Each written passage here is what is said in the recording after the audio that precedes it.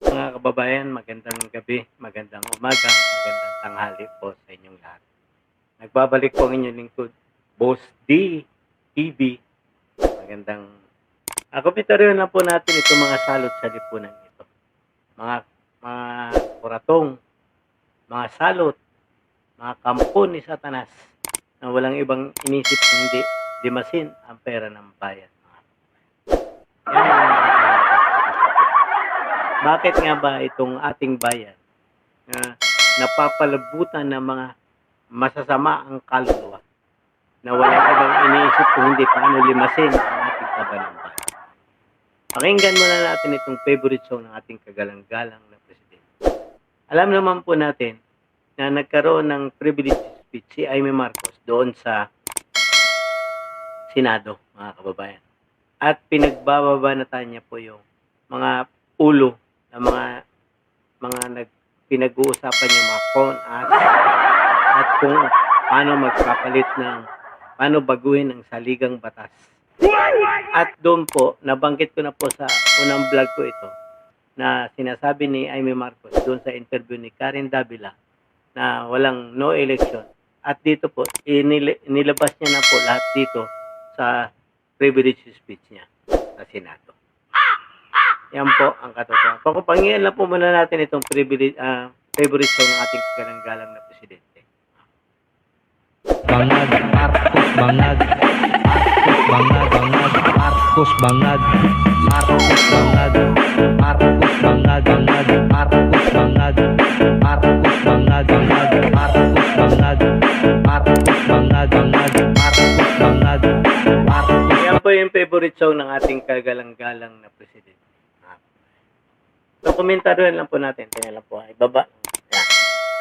Komentaryohan lang po natin itong ni Aimee Marcos. Kasi nga po, alam naman natin, nagkaroon ng privilege speech si Aimee Marcos. Doon sa Senado. Hanggang lang po muna natin. Nitong mga nakaraang linggo, hindi lang ako basta Pilipino, hindi lang ako basta senador, naging reporter pa at vlogger dahil walang mag-cover sa totoong nangyayari. Pero napakaraming nagko-cover up sa mga corrupt na politiko. Kung meron nakakaalam sa galit ng bayan pagdating sa pagpapahaba ng poder sa kapangyarihan, nasa unahan na ako ng listahan. Hindi ako makakapayag na walang maisabuhay sa mga aral ng kasaysayan. Noong naharang natin ang PI na yan, People's Initiative, noong Enero 2024, hindi naman sila tumigil. Noong ika-12 ng Agosto 2025, unang inihayag ni Bongbong Marcos ng ating Pangulo na hindi niya tututulan ang isang constitutional convention o CONCON upang ayusin umano ang mga butas sa saligang batas, kasunod ng pahiwatig ng Kongreso na sumusuporta nito. Pagsapit ng Nobyembre, nung nakaraang taon din, naghain na si Congressman Ronaldo Puno. Ibig sabihin, mga kababayan, matagal na po talaga itong pinag-usapan na kung hindi nila ma-impeach si BP Sara at yun ang kanilang plan B na baguhin ang konstitusyon at dadagdagan ng senador magiging 65 di umano o di kaya basta nababanggit po ni Aimee Marcos dito, tapos at i-extend ng 2031 ang sitting president, ang Kongreso at Senado. Yan po ang pinaplano ng ating kagalang-galang na presidente. Ayon dito sa privilege speech ng kanyang kapatid na si Aimee Marcos. Pero, ang hindi natin alam, ito ba itinatanggi ni Tito Soto o hindi? Kasi nga po, siya po ang tinutukoy dito. Ang sila Speaker D at si Tito Soto na nag-usap mismo at kasama yung Secretary General ng Senado, mga kababayan. Pakinggan lang natin tuloy si Aimee Marcos. at mga miyembro ng NUP, National Unity Party, ng House Bill 5870 naglalayong magpatawag ng Constitutional Convention upang magmungkahi ng mga amyenda sa konstitusyon. Noong ika-30 ng Enero 2026, nagpahayag naman si dating Senate President Soto ng suporta sa pagtalakay ng mga amyenda sa konstitusyon matapos ang desisyon ng Korte Suprema kaugnay ng impeachment laban kay VP Sara Duterte. Totoo po yun, sinabi ni SP Soto na talagang babaguhin nila ang konstitusyon. Kasi nga po, alam naman natin na in-archive yung unang impeachment complaint ni VP Sara. At ang pinaghihinala nila doon ay walang iba kundi si Chis Escudero. Sumusunod lang naman po si Chis Escudero kung ano ang nandoon sa saligang batas. Ang sinasabi nila Tito Soto doon is forthwith di umano. Pero kinorek na po sila dyan ng Supreme Court kung anong ibig sabihin ng forthwith. Hindi naman daw po kaagad-agad yan. Kasi ang nangyari po doon sa impeachment ni VP Sara noong 2025, minadali po yun. Hindi po dumaan ng Justice Committee, hindi po dumaan ng basta diretsyo na lang po ng botohan, mga kababayan. At ayon naman po sa balita, di umano, ay bawat congressman na pumirma ng impeachment ni VP Sara ay nakatanggap ng 150 million. Yun po ang balita, di umano. At ayon mismo din sa mga congressman yan. Di ba po? Kaya nga po, siguro sa nakikita nilang paraan, kung hindi sila magtagumpay sa impeachment, ang plan B ay constitutional amendment. At iba pa, no election sa 2028. Yun po ang plano nila. Kaya tuloy lang natin si Amy Marcos, mga kapatid. Agad itong ikinatuwa ng tropang NUP na nagsabing mahalaga ang kooperasyon ng Senado upang maisulong ang mga reforma sa saligang batas. Gayunpaman, noong ika-31 ng Enero 2026, sumagot ang Malacanang, hindi raw prioridad ang charter change o CHA-CHA dahil nakatutok umano ang Pangulo sa mga isyong pang-ekonomiya. Isang pahayag na inilabas matapos magpahayag ng suporta si SP Soto noon sa pag-amyenda ng konstitusyon. Sa gitna ng debateng ito, naghain noong ika-7 ng Pebrero 2026 yung dating ARTA Rabindranath Kilala ng isang radikal na panukala, buwagin ang Senado, pati na rin ang Kongreso at lahat ng lokal na sanggunian, paltan ng isang National Legislative Assembly, maari umano makatipid ng hanggang 1 trilyong taon-taon. Nung nakaraang buwan, formal din hinikayat ni Congressman Puno at ng NUP ang liderato ng Kamara na simulan ng pakikipag-usap sa Senado hinggil sa charter change sa pamamagitan ng Constitutional Convention.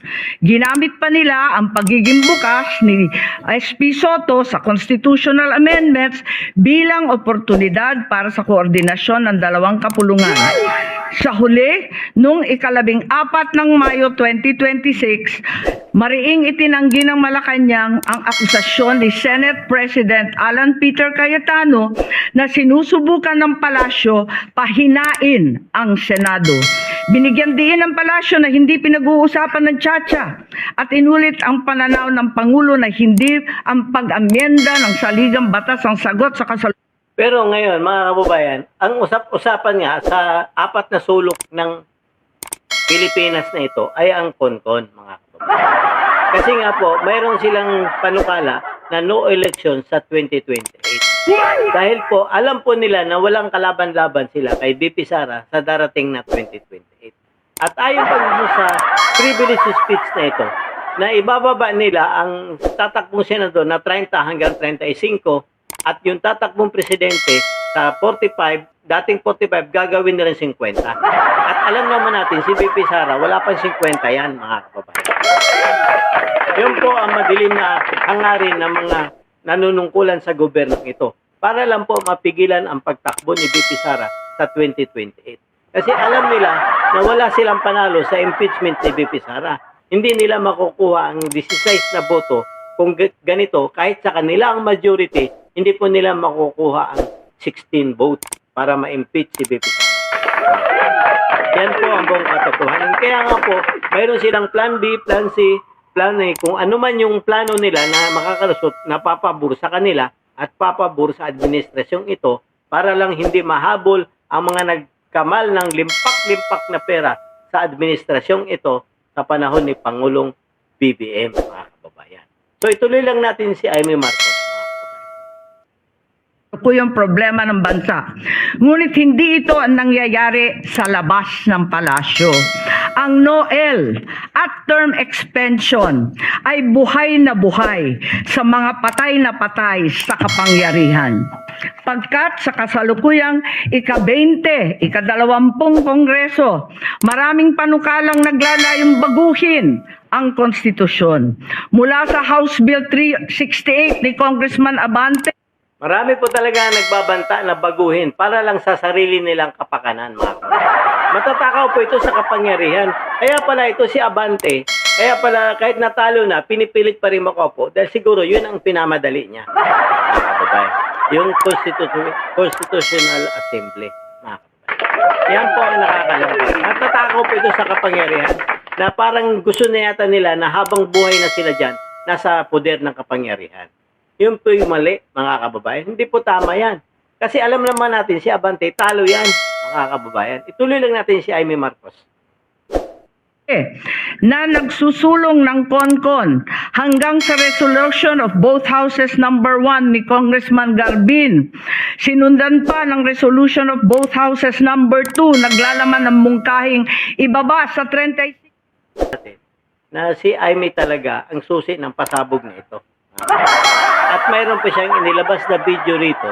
At tumayo agad si Subiri para i-strike out daw po yung video na yun. Kaya kung napapasin niyo po, dapat po may video yan. Kaya lang hindi na pinakita dito sa ano. At sinunod na agad si Marcoleta. Kasi ayaw nilang ipakita doon kung sino talaga nagtangka na baguhin ang ating konstitusyon, mga kababayan. At ayon mismo ito, at inamin din umano ito ni Pampilo Lacson na unang narinig niya ito kay SP Soto. Dahil di umano, napadaan siya doon sa meeting na hindi naman dapat siya kasali. Napadaan siya, nabanggit nila doon dahil best friend niya nila si Tito Soto. Kaya yun, nabanggit niya rin kay sino ba itong isang tagapagsalita na si Libayo na to? Basta Lito, basta si Lito yun eh. Lito, basta mayroon pong pangalan, basta Lito po siya. Yun ang, yun yatang source ni Lito, si Pampilo Lacson. At inamin daw di umano ni Pampilo Lacson na siya yung source, mga kabayan. Kaya tinanggal na po yung video na ito, mga kabayan, dahil in-strike out po. At pumayag naman po si Amy dahil po sa di umano, kung dapat pigilan natin ang CONCON at lahat tayo ay umarap doon sa Senado, sa taong bayan na walang mangyayaring Constituent Assembly para at tuloy ang eleksyon sa 2028, mga kababayan. Kaya po pumayag si Amy Marcos, pero ang kanyang kasunduan, kailangan matuloy ang eleksyon sa 2028. So hanggang dito na lang po muna ako, mga kababayan. Palambing naman po ng like, share, and subscribe po to my YouTube channel, Boss D TV. Magandang gabi po, magandang umaga, magandang tanghali po sa inyong lahat. God save the Philippines. Kami ang boses ng masa, hindi natatakot. Katotohanan lang, di kami nalulunod. Walang bahid ng sismis, lahat ay totoo. Kahit sino ka pa, pag mali ka babanatan ka. Walang pinipili